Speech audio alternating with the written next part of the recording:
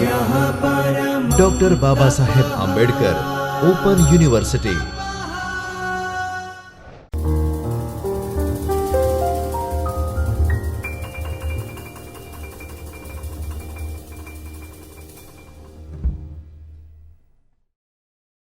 સૌને નમસ્કાર। હું વિપિન મકવાણા ડૉક્ટર બાબા સાહેબ આંબેડકર યુનિવર્સિટીના ચૈતન્ય સ્ટુડિયોમાં આપ સૌનું હાર્દિક સ્વાગત કરું છું। વિડિયો લેક્ચરના માધ્યમથી મિત્રો દર વખતે આપણે સમાજકાર્ય સંશોધન અને આંકડાશાસ્ત્ર વિષયમાં અલગ અલગ મુદ્દાઓ પર વાત કરીએ છીએ। અગાઉના લેક્ચર્સમાં મેં તમને માહિતી કોને કહેવાય અને માહિતીના જુદા જુદા પ્રકારો વિશે વાત કરી હતી। માહિતીના બે પ્રકારો, પ્રાથમિક માહિતી અને ગૌણ માહિતી। કોને કહેવાય પ્રાથમિક માહિતી, કોને કહેવાય ગૌણ માહિતી? આ બંને મુદ્દાના સંદર્ભમાં છેલ્લે તમને જો યાદ હોય તો એ મુદ્દા પર આપણે અટકેલા અને છેલ્લે મેં તમને એક સરસ વ્યાખ્યા પણ આપેલી કે પ્રાથમિક માહિતી કોને કહેવાય અને ગૌણ માહિતી કોને કહેવાય। ને તો જેની પાસેથી માહિતી લઈએ છીએ એ પ્રાથમિક અને જેમાંથી માહિતી લઈએ છીએ એ ગૌણ માહિતી। એટલે એટલી ટૂંકી ચર્ચા પછી આ બંને મુદ્દાઓના સંદર્ભમાં આપણે કેટલીક બહુ વિગતવાર ચર્ચા અને માહિતી મેળવી હતી। આજે પ્રાથમિક અને ગૌણ માહિતી કઈ કઈ જગ્યાએથી પ્રાપ્ત થઈ શકે? ગયા વખતના લેક્ચરમાં એ સામાન્ય રીતે આનું થોડું પ્રાથમિક અને ગૌણ માહિતી શબ્દને આપણે વ્યાખ્યાયિત કરવાનો પ્રયત્ન કર્યો હતો, પણ એમાં કંઈ બહુ વિગતે ચર્ચા નહોતી થઈ શકી। એટલે આજે એ પ્રાથમિક અને ગૌણ માહિતીના સ્ત્રોત કઈ કઈ જગ્યાએથી આપણને આ માહિતી મળશે એના વિશે એ આપણે ચર્ચા કરવાના છીએ। આ મુદ્દાની ચર્ચા કરતાં પહેલાં દર વખતે આપણે આ મુદ્દો શા માટે શીખીએ છીએ, એક સંશોધક તરીકે આ મુદ્દા સાથે મને શું નિસ્બત છે, એક સામાજિક કાર્યકર તરીકે, એક સમાજકાર્યના વિદ્યાર્થી તરીકે, તો મેં તમારી સમક્ષ 6-7 મુદ્દાઓ મૂક્યા છે। સૌથી પહેલાં એને આપણે સમજીએ અને પછી આ ચર્ચામાં જે કેટલીક બાબતો આવે છે એને આપણે વિગતવાર સમજવાનો પ્રયત્ન કરીશું। શીખવાના હેતુઓ। પહેલો હેતુ, પ્રાથમિક માહિતી અને ગૌણ માહિતી કોને કહેવાય તેના વિશેની જાણકારી મળશે। અગાઉ કદાચ આ મુદ્દાના સંદર્ભમાં તમને કેટલીક માહિતી અધૂરી લાગી હોય, અસ્પષ્ટ લાગી હોય તો એનો પાક્કો ખ્યાલ એ આજે એ તમને મળશે। વિવિધ દાખલા દલીલો દ્વારા આ મુદ્દાને આપણે સમજવાનો પ્રયત્ન કરીશું। માહિતીના જુદા જુદા પ્રકારો વિશેનો ખ્યાલ આવશે। એટલે પ્રાથમિક અને ગૌણ માહિતીની આપણે જે વાત કરીએ છીએ, પણ તમને આ બધી કેટલીક ઉદાહરણો દ્વારા આજે આપણે એ બધી બાબતોને સમજવાનો પ્રયત્ન કરીશું।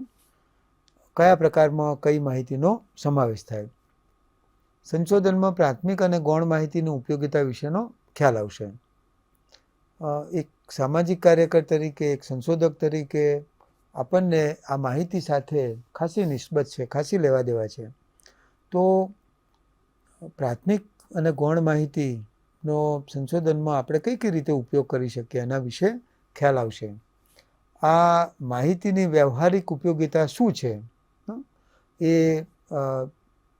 આપણને એ બહુ વધારે સ્પષ્ટ એ આજની ચર્ચાના આધારથી આપણે થઈ શકીશું।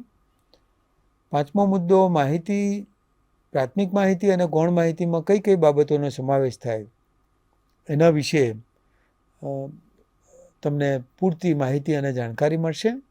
અને પ્રાથમિક માહિતી અને ગૌણ માહિતી ક્યાંથી પ્રાપ્ત થઈ શકે, એના પ્રાપ્તિ સ્થાનો કયા અથવા એના સ્ત્રોત કયા છે એના વિશેની જાણકારી મળશે। એટલે બહુ સભાનપણે આજે તમારે મને સાંભળવાનો છે અને આ તમામ સવાલો, આ 6 ડાઉટ મેં તમારી સમક્ષ જે મૂકેલા છે કે ભાઈ આટલું આટલું આટલું આટલું આટલું તમને આજના વ્યાખ્યાનમાંથી શીખવા મળશે. એટલે આ હું જે વસ્તુઓનો, જે બાબતોનો ઉચ્ચાર કરું છું એ મારા વ્યાખ્યાનમાં આવ્યું કે કેમ એની બરોબર તમારે ચકાસણી કરવી પડે. એટલે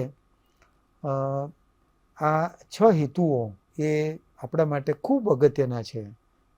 અને આ બધી બાબતોને ધીરે ધીરે આપણે સ્ટેપ બાય સ્ટેપ એ સંશોધનમાં દરેક માહિતીનું એક આગવું મહત્ત્વ અને મૂલ્ય છે. કોઈ મુદ્દાને તમે બાકાત રાખી અને સારું સંશોધન ક્યારેય ન કરી શકો. તો આ એવી કેટલીક જે બાબતો મને લાગી એ તમારી સમક્ષ મેં મૂકી છે. એ 6 સવાલો અથવા 6 શીખવા માટેના મુખ્ય હેતુ સાથે હવે ક્રમબદ્ધ કેટલીક બાબતોને આપણે સમજવાનો પ્રયત્ન. સૌથી પહેલાં એ આપણે જેની પાસેથી જઈ અલગ અલગ સંશોધનમાં મૂળ આપણા હેતુઓના સંદર્ભમાં અલગ અલગ લોકો, વ્યક્તિઓ, ઉત્તરદાતાઓને મળી અને આપણે માહિતી ભેગી કરીએ છીએ. તો સામાન્ય રીતે એના સ્ત્રોત કયા એ એક સંશોધક તરીકે આપણે જાણવું ખૂબ જરૂરી છે. તો આ પ્રાથમિક માહિતીનું મુખ્ય સ્ત્રોત સંશોધન ક્ષેત્ર છે.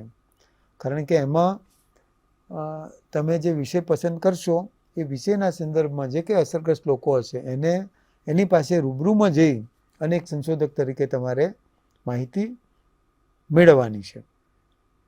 માટે આ સ્ત્રોતને ક્ષેત્રીય સ્ત્રોત તરીકે પણ ઓળખવામાં આવે છે. ક્ષેત્ર એટલે ફિલ્ડ. આપણે ફિલ્ડમાં જઈને માહિતી કલેક્ટ કરીએ છીએ એટલા માટે ફિલ્ડ અંગ્રેજી શબ્દ છે, આનો ગુજરાતી શબ્દ ક્ષેત્ર. એટલે આ પ્રાથમિક માહિતીનો મુખ્ય સ્ત્રોત એ ક્ષેત્રીય સ્ત્રોત છે. આગળ આપણે આ બધા મુદ્દાઓને લઈને ચર્ચા કરવાના છે. સંશોધનમાં ક્ષેત્રીય સ્ત્રોત એ માહિતી મેળવવાનું મહત્ત્વનું સાધન છે. જુદા જુદા લોકો જે વિસ્તારમાં વસવાટ કરે છે ત્યાં વ્યક્તિઓ પાસે જઈને માહિતી મેળવવામાં આવે છે. એટલે આ માહિતીને આપણે ક્ષેત્રીય સ્ત્રોત અથવા ક્ષેત્રીય માહિતી તરીકે ઓળખીએ છીએ. દાખલા તરીકે એક સંશોધક તરીકે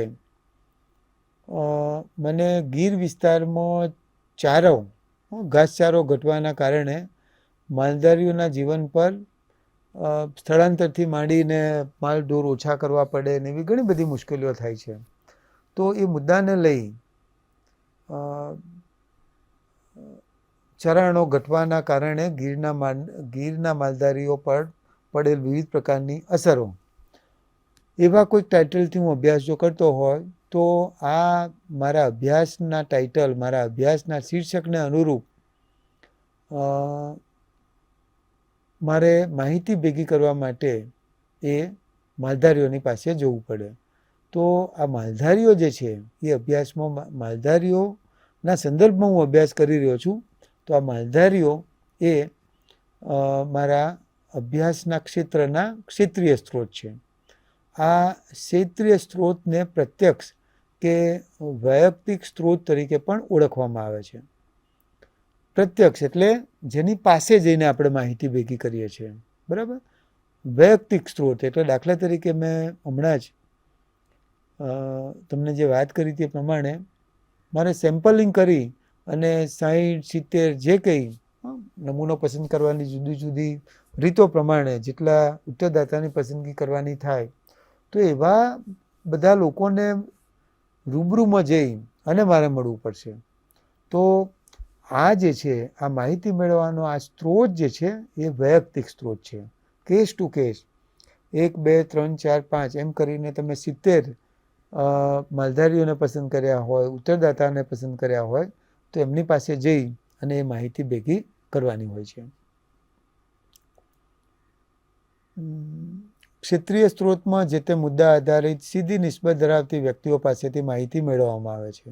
દાખલા તરીકે માલધારીઓ પરની અસરો આપણે ચકાસવા માગતા હોય તો જેને મુશ્કેલી અથવા જેને આપણે અસરગ્રસ્ત સમાજકાર્યની પરિભાષામાં આપણે શેવાળથી કહીએ છીએ તો અને સંશોધનની પરિભાષામાં આપણે જેની પાસે જઈને માહિતી મેળવીએ છીએ એને આપણે ઉત્તરદાતા ઉત્તરદાતા એટલે જે ઉત્તરનું દાન કરે છે. તમે પૂછો છો અને સામેથી જવાબ આપે છે. એટલા માટે આપણે ઉત્તરદાતા શબ્દનો એ વધારે સારો શબ્દ છે. એટલે ઉત્તરદાતા શબ્દ એ આપણે આપણા ઘણા બધા પુસ્તકોથી માંડી અને ઘણી બધી ચર્ચાઓમાં આ જ શબ્દનો ઉચ્ચાર વધારે થાય છે. કેટલાક લોકો માહિતીદાતા તરીકે પણ ઓળખે છે. એટલે આમ સીધી જે નિસ્બત ધરાવતી વ્યક્તિ પાસેથી એ માહિતી ભેગી કરવામાં આવે છે. આ જ મુદ્દાને આપણે જમીન સંપાદનના સંદર્ભમાં જોઈએ તો ક્ષેત્રીય સ્ત્રોતમાં જમીન સંપાદનની વિવિધ અસરોનો ભોગ બનેલ લોકો પાસેથી માહિતી મેળવી શકાય. દાખલા તરીકે એક વિસ્તારમાં જમીન સંપાદનનું કામ થાય તો એ વખતે એનાથી ખેડૂતો, પશુપાલકો, વૃદ્ધો, જમીનવાળા લોકો, બાળકો છે, યુવાનો છે, મહિલાઓ આ બધા અસરગ્રસ્ત થાય.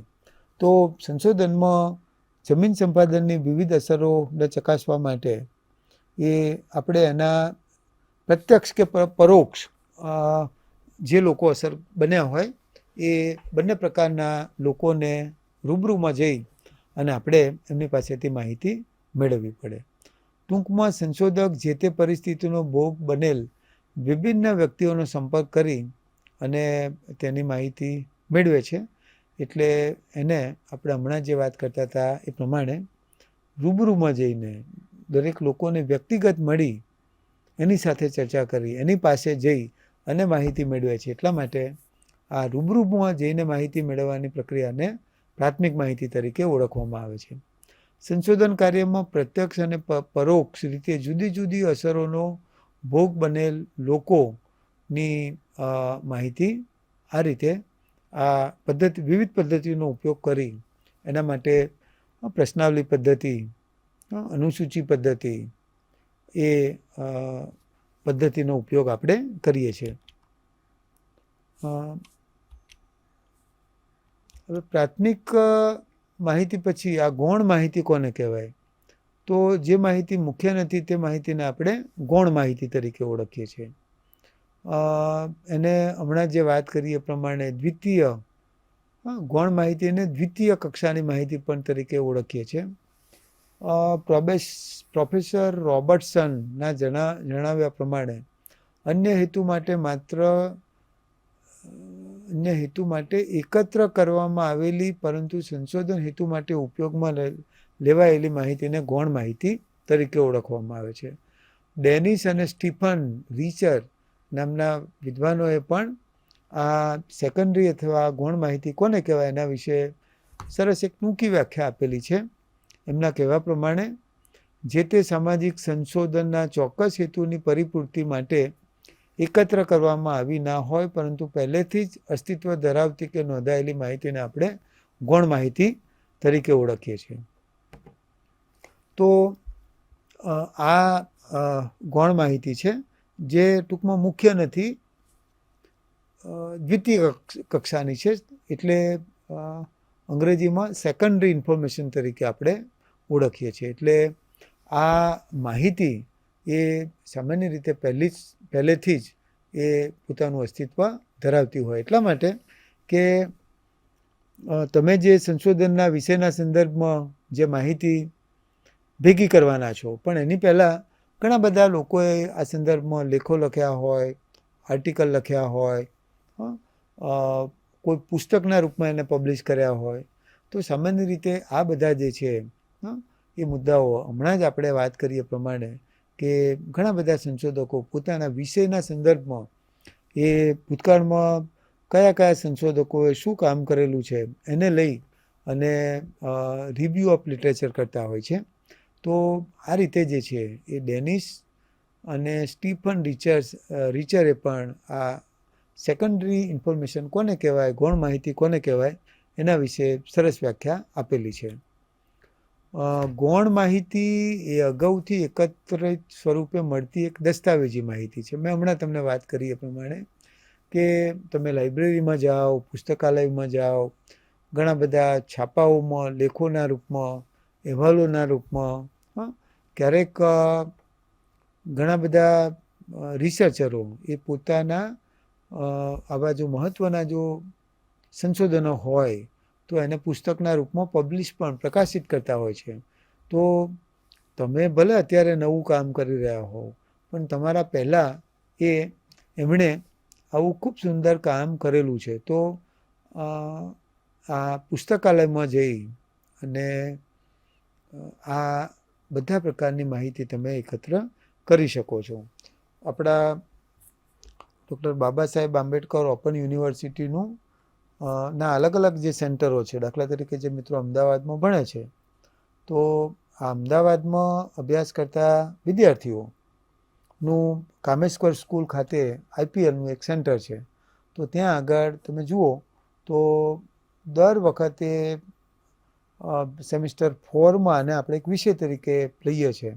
તો જેટલા વિદ્યાર્થીઓ લઘુશોધ નિબંધ તૈયાર કરે છે એની હાર્ડ કોપી ત્યાં એક નકલ એ સેન્ટર ઉપર પણ આપે છે.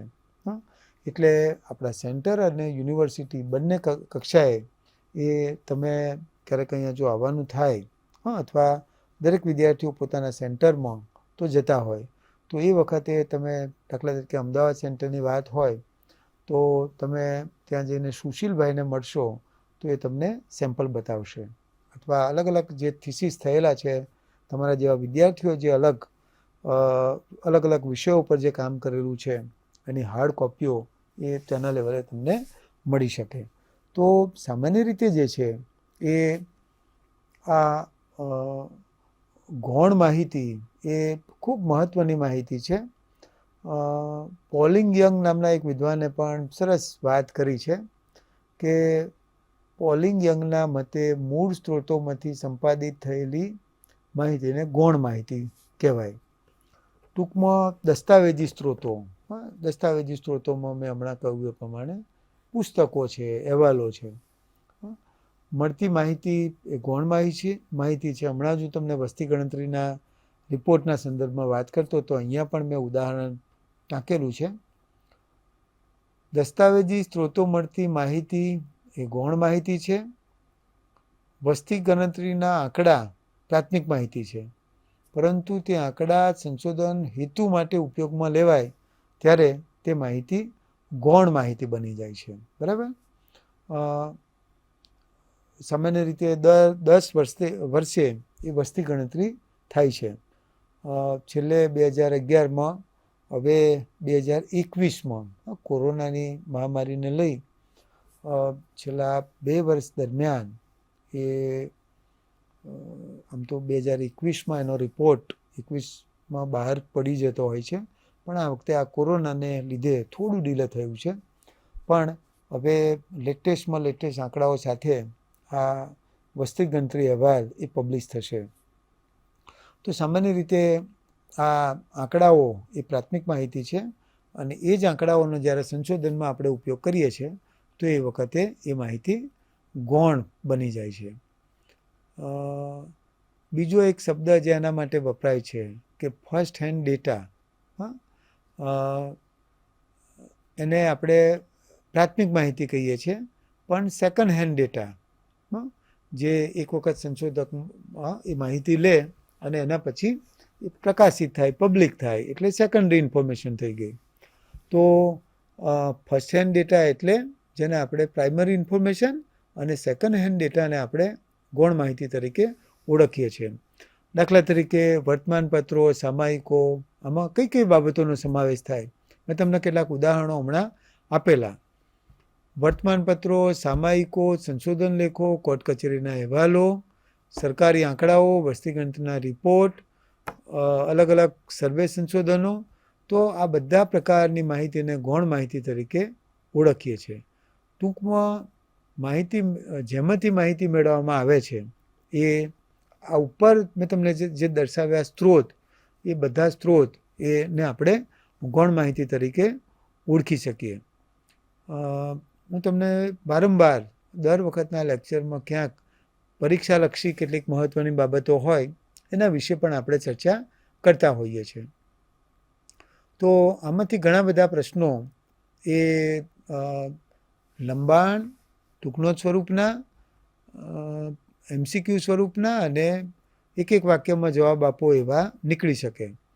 તો દાખલા તરીકે વર્તમાનપત્રો, સામાયિકો, સંશોધન લેખો વગેરેમાંથી મળતી માહિતી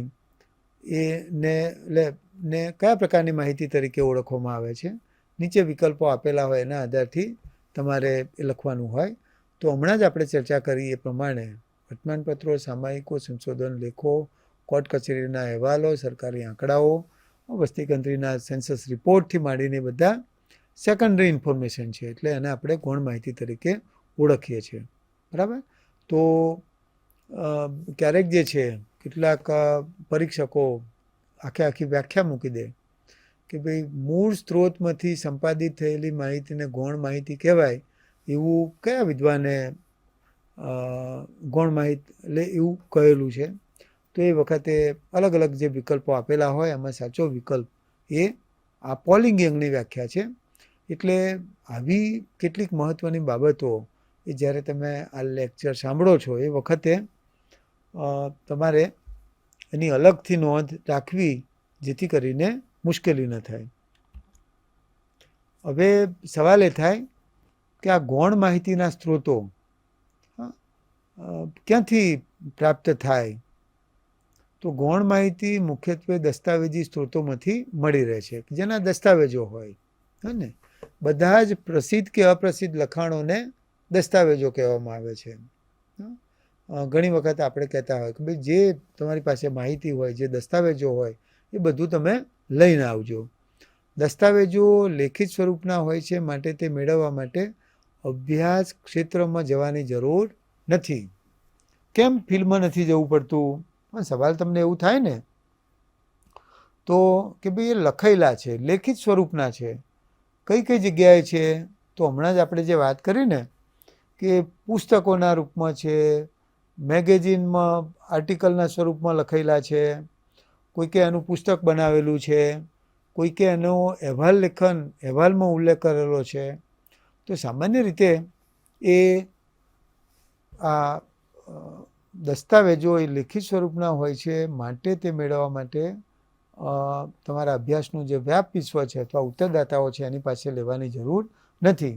તમારી નજીકની લાઇબ્રેરી, તમે યુનિવર્સિટીમાં છો તો ડૉક્ટર બાબા સાહેબ આંબેડકર ઓપન યુનિવર્સિટીની આપણી લાઇબ્રેરી, અને મેં હમણાં જ તમને રેફરન્સ આપ્યો કે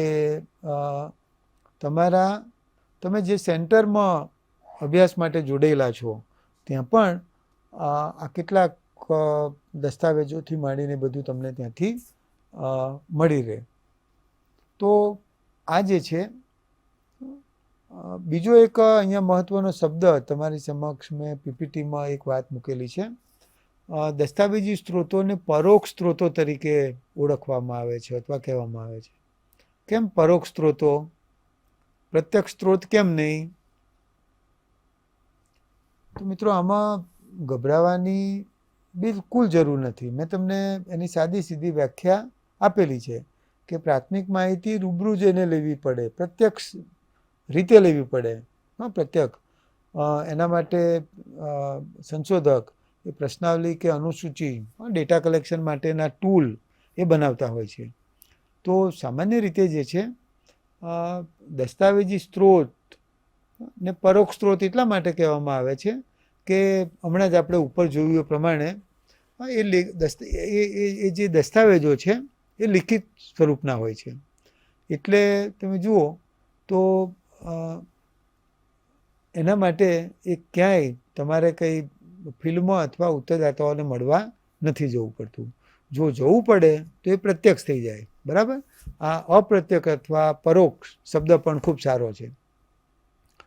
દસ્તાવેજી સ્ત્રોતોમાં વિવિધ પ્રકારની નોંધો, ડાયરીઓ, ચલચિત્રો, પછી કાયદાના સામાયિકો, આ બધા જે મુદ્દાઓ છે, અંગત પત્રો, વર્તમાનપત્રો, આ બધી જ માહિતીનો ઉપયોગ એ સામાન્ય રીતે આપણે ગૌણ માહિતીમાં કરતા હોય છે. એટલે આ ગૌણ માહિતી એ મિત્રો ખૂબ મહત્ત્વનું સ્ત્રોત છે.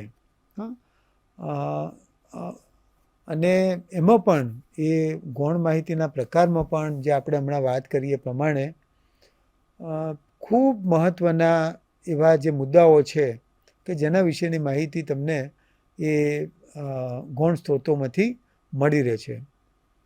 ઘણી વખત હું આના પછી એક લેક્ચરમાં તમને સંશોધનની આખી એક ગાઈડલાઈન આપણી યુનિવર્સિટીએ લઘુ શોધ નિબંધની માર્ગદર્શિકા તૈયાર કરેલી છે. એટલે એમાં તો આ બધું જ બહુ વિગતે આપવામાં આવેલું છે. પણ તમે અલગ અલગ વિષયો ઉપર જે આવતા સેમિસ્ટરમાં સંશોધન કાર્ય કરશો, એમાં એક મુદ્દો રિવ્યૂ ઓફ લિટરેચરનો આવે છે. એટલે તમારા ગાઈડ જ્યારે તમે આ વિષય ઉપર કામ કરવું છે એવું ટાઇટલ અથવા શીર્ષક નક્કી કરીને જશો કે તરત જ કહેશે કે તમે આ વિષયના સંદર્ભમાં અગાઉ કયા કયા વિદ્યાર્થીઓએ કામ કરેલું છે એના વિશે તમે સર્ચ કરો. તો એ સર્ચ કરવા માટે આપણી લાઇબ્રેરી, આપણું IPL સેન્ટર, પછી વર્તમાનપત્રો છે, ઘણા બધા સામાયિકો છે, તમારા વિષયના સંદર્ભમાં જે માહિતી અને જાણકારી આપતા એવા ઘણા બધા સામાયિકો છે. દાખલા તરીકે ભૂમિપુત્ર છે, મયામાર્ગ છે, નિરીક્ષક છે, સમાજ કલ્યાણ છે, આપણા ઘણા બધા જે પેલા પખવાડી સાપ્તાહિકો આવે છે, આ ચિત્રલેખા છે, અભિયાન છે, એમાં પણ અલગ અલગ વિષયોના સંદર્ભમાં માહિતી આવતી હોય છે. ઘણા બધા, દાખલા તરીકે હું મારા PhDનો અભ્યાસ કરતો હતો, તો એ વખતે આવા મેં તમને જે મેગેઝિનોનો ઉલ્લેખ કર્યો એવા ઘણા બધા મેગેઝિનમાં સ્પેશિયલ ઇકોનોમિક ઝોન, SIR અને જમીન સંપાદનને લઈને ઘણી બધી ચર્ચાઓ અને વાતો અંદર આવતી હતી. તો એક સંશોધન કરતા તરીકે આપણે આ બધું એ કરતાં પહેલાં એવા કયા મુદ્દાઓ છે, સૌથી પહેલાં મારે કયા કયા મુદ્દાઓની જરૂરિયાત પડશે સંશોધન કરવા માટે, અને એમાં આ રિવ્યૂ ઓફ લિટરેચરની વાત હોય તો એના માટે તમારે લાઇબ્રેરીમાં જઈ અને તમારા ટાઇટલ ના સંદર્ભમાં ભળતા ટાઇટલથી એક્ઝેક્ટ તમારા ટાઇટલ જેવું ન હોય કોઈનું કામ, પણ દાખલા તરીકે બાળ મજૂરીને લઈને કોઈકે અમદાવાદના મણિનગર વિસ્તારનો અભ્યાસ કર્યો હોય, તો કોઈકે મહેસાણા વિસ્તારનો અભ્યાસ કર્યો હોય, તો તમે જુઓ એક્ઝેક્ટ ટાઇટલ બધું 100% મળતું આવે એવું જરૂરી નથી. અને એવું હોય તો પણ જે છે સામાન્ય રીતે જે વિસ્તારનો અભ્યાસ થઈ ગયો છે એના કરતાં થોડુંક ડિફરન્ટ હોય તો વધારે સારું. તો એ રીતે જે છે એ તમારે અલગ અલગ પુસ્તકો, સામાયિકો, અહેવાલો, ચલચિત્રોથી માંડીને બધું. હમણાં એક વિદ્યાર્થી, દ્રશ્ય શ્રાવ્ય સાધન વિભાગનો એક વિદ્યાર્થી 2 ફિલ્મો, સ્વરાજ અને લગે રહો મુન્નાભાઈ, એના ઉપર, એટલે એની યુવાનો ઉપર શું અસર થઈ હતી એને લઈને અભ્યાસ કરી રહ્યો છું. એટલે એ પિક્ચર જેટલા યુવાનોએ જોયું હોય અથવા બતાવીને પણ એ આ 2 પિક્ચરોના સંદર્ભમાં એ પોતે એ સંશોધક અલગ અલગ જગ્યાઓ પર જઈ અને ખૂબ સરસ માહિતી લઈ રહ્યા છે. તો મિત્રો, આ ચલચિત્રો, ફિલ્મો છે, એ સિવાયના અલગ અલગ પ્રકારના જે ડોક્યુમેન્ટ છે, દસ્તાવેજો છે, એ બધા મુદ્દાઓનો આપણે એ ગૌણ માહિતીમાં સમાવેશ કરીએ છીએ. એટલે સંશોધનમાં આ રીતે પ્રાથમિક અને ગૌણ બંને માહિતીનું ખૂબ વધારે મહત્ત્વ છે. અને આમ એક માહિતી હોય ને બીજી ન હોય એવું ન ચાલે, પણ આ અરસપરસ છે, એકબીજાને પૂરક છે. આપણે સારા સંશોધક બનવું હોય, સારું સમાજ કાર્યના સંદર્ભમાં સંશોધન કાર્ય કરવું હોય તો એના માટે આ પ્રાથમિક અને ગૌણ આ બંને પ્રકારના સ્ત્રોત એ આપણા માટે ખૂબ અગત્યના છે, ખૂબ મહત્ત્વના છે. તમે જેટલું કામ આ બંને પ્રાથમિક અને ગૌણ માહિતીના સંદર્ભમાં કાળજી સાથે કરશો એટલું તમને કામ કરવાની મજા આવશે. ગૌણ માહિતીના સ્ત્રોતોમાં તો એવું બહુ બધું લખાણ હોય છે, એ તમે વાંચો તો એના આધારથી તમારા જે તે વિષયના સંદર્ભમાં ઘણી બધી જે અસ્પષ્ટતાઓથી લઈ અને જે તે વિષયને લગતી સાચી અને છેલ્લી માહિતી તમને આ બધા પુસ્તકો, મેગેઝિનોમાંથી મળે છે. અત્યારે તો ઘણું બધું ઓનલાઈન પણ અવેલેબલ છે, એટલે એ બધાનો પણ ઉપયોગ આપણે કરી શકીએ. એટલે આ રીતે મિત્રો પ્રાથમિક અને ગૌણ માહિતી અને એટલે કોને કહેવાય અને એના પછી આ ગૌણ માહિતીના સ્ત્રોતો એટલે એના પ્રાપ્તિ સ્થાનો કયા છે, એના એ આપણને ક્યાંથી મળી રહે, એટલે એના વિશેની અગેન આટલી ટૂંકી ચર્ચા એ તમારી સમક્ષ મૂકું છું.